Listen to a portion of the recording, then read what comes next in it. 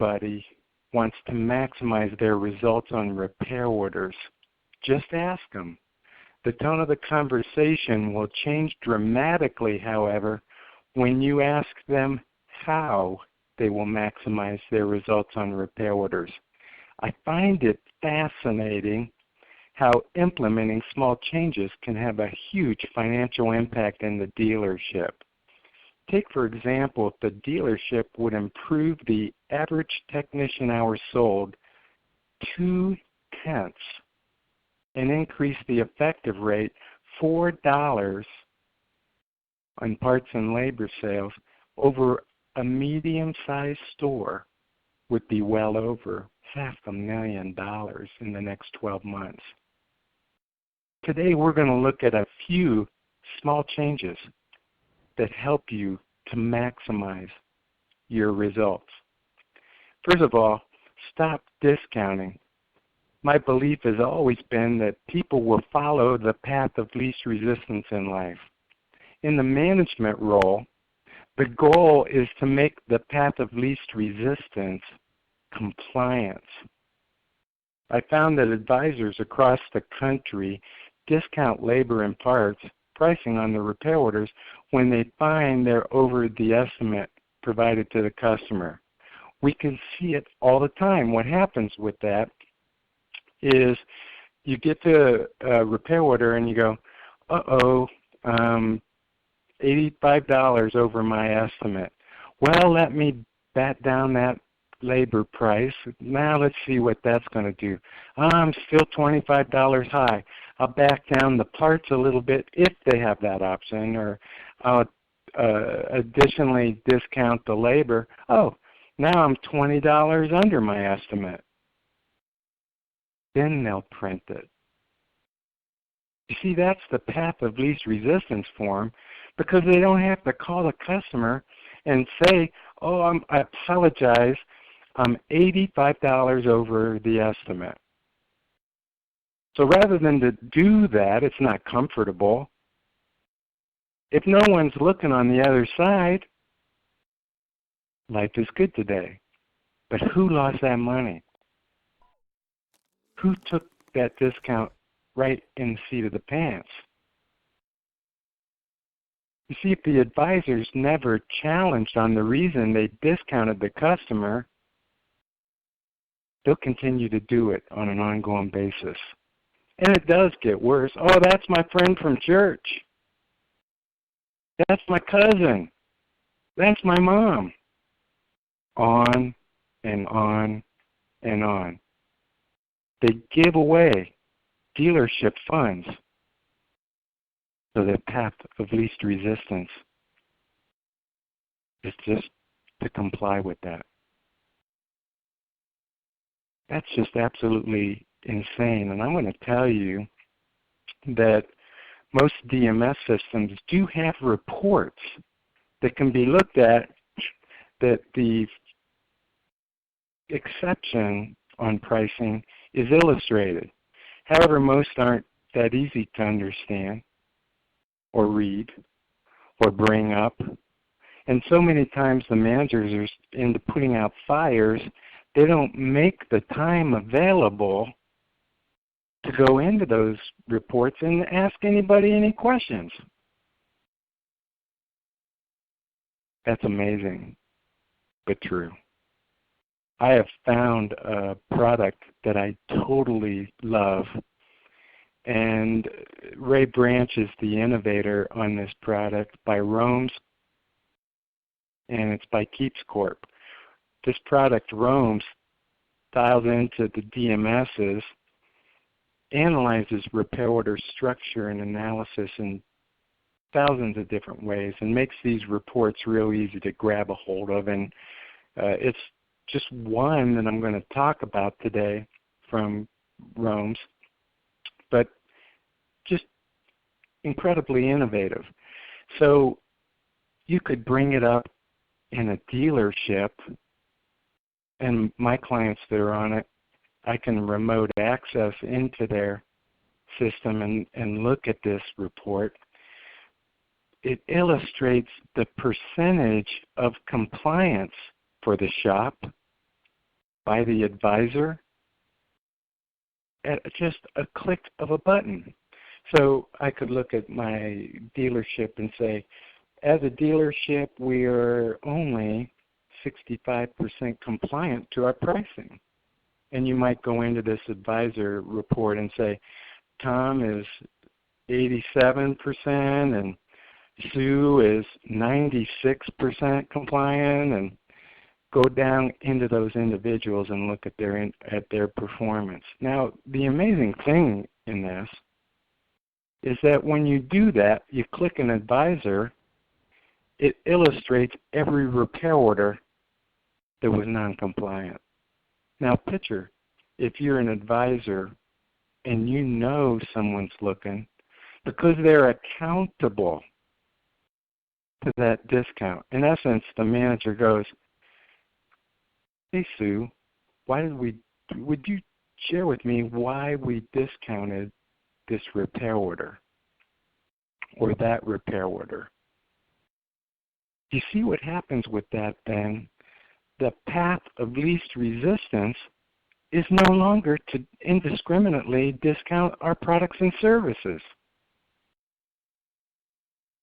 The path of least resistance then becomes compliance to the pricing structure. Now, over a course of a year, if people were using a product like Roams by Keep Corp to just do this function alone, would be hundreds of thousands of dollars on an annualized basis. Why wouldn't we make the path of least resistance to hold true to our pricing? The goal here should be that every advisor in the dealership is over 90% compliant on the dealership's price structure on a consistent basis. Next thing I want to talk about today is the dealership can't be afraid to charge more for high skill level repairs. Today's dealerships have all kinds of competition to provide quick, easy maintenance services, such as oil changes or tire repairs. You know, these are always going to be low gross profit for them as well as the dealer. There's not a lot of money in doing a ton of oil changes or tire rotations. But due to the complexity of the new automobile systems, the competition drops off dramatically when we're reviewing such things as electrical, diesel engine, or transmission concerns. The independent sites have little or no factory training and no special tools designed to complete the repair properly. However, the dealership has invested literally hundreds of thousands of dollars in brand-specific training for their technicians and tools, factory tools to repair the vehicle correctly first time, first visit. You want to maximize your service results? You must be unafraid to charge the customer higher prices to offset these investments. And I could spend a little more time here and get into what a technician skill level is. When you look at someone that's totally focused in on their brand, when they look at all these Buicks and they're a Buick tech and they look at all of these day in, day out, they understand so much better what's going on with these. Cars do break in patterns. So here's a high-skilled tech doing a fantastic job on training. The dealer's doing a wonderful job on keeping the tools up to date, in order, clean. Who else in the independent side has any of this? Yet we worry about what they're going to charge to do that repair. So many times when we're quoting estimates and we're quoting to the client what this repair is going to be, we give them breakdowns on parts and labor and is going to be this much. They don't care about that. When you order a pizza, do you say, how much is the pepperoni and the sauce on that pizza? The only thing that matters is what kind of U.S. currency do I need to pay to get this completed. Parts and labor and the breakdown and all that, I don't know what that comes from. Isn't that kind of irrelevant? And when I look at the top things that the customer want, they want no faults on the repair. They want a timely visit. They want to come in and know that someone cares about them. Those are the three criteria. In essence, if a customer calls in and the dealership says, this is going to be 2 weeks from now because it's an electrical concern and Tom's on vacation and this guy's off sick and we got this guy off for training, all of that is irrelevant to the customer. When we want to maximize our performance, we take and we get into having the correct staffing, knowing that they're high-skilled and talented, totally focused in on getting the job done, that we're not discounting our products and services, that we're standing tall,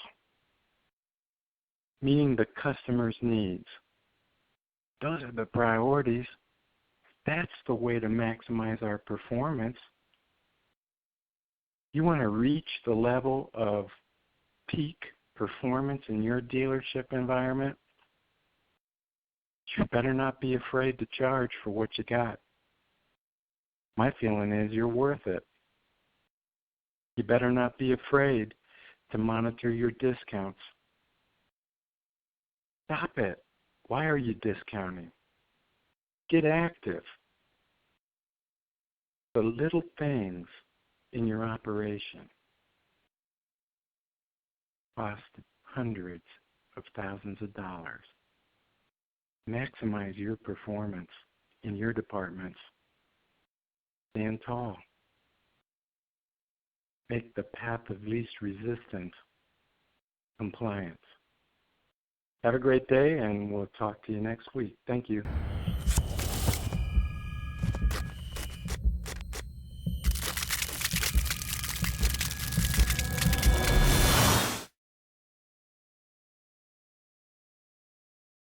Everybody wants to increase their hours per repair order, so I'd like to share with you a technique on how to really get some incredible results with that.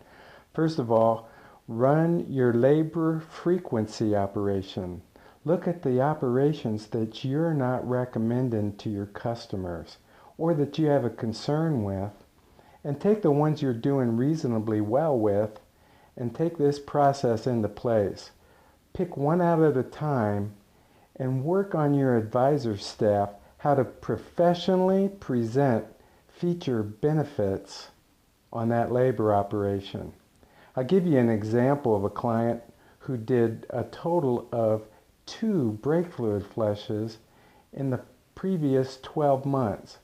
So we implemented a process where we had this real nice tool we put into the brake fluid that measured water content. The advisors were trained to pop the hood and show the customer how much water they had in their brake fluid. An amazing thing happened. They sold more brake fluid flushes. If you look at that as an example, I want to challenge yourself. What did you stop recommending to your clients? How about simple labor operations, such as a rotate and balance? Are you even recommending that to your customer? Yet what happens when they come back and you rotate the tire and then it vibrates when it's going down at highway speeds? Customer comes back thinking you damaged their vehicle when really you didn't recommend the right labor operation to best care for it. You see, wouldn't it have been better if they came back and said, gosh, Rob, I should have had that rotate and balance like you recommended. How much to fix my error? Or would you rather deal with this? You had my car in here and rotated my tires. Now it's vibrating going down the highway. You're incompetent. You damaged my car. I want something for nothing. I guarantee you that your quality of life will be better recommending the labor operations professionally, looking at what you need to improve on, and then working with the staff to get the results you desire. Thanks for your time.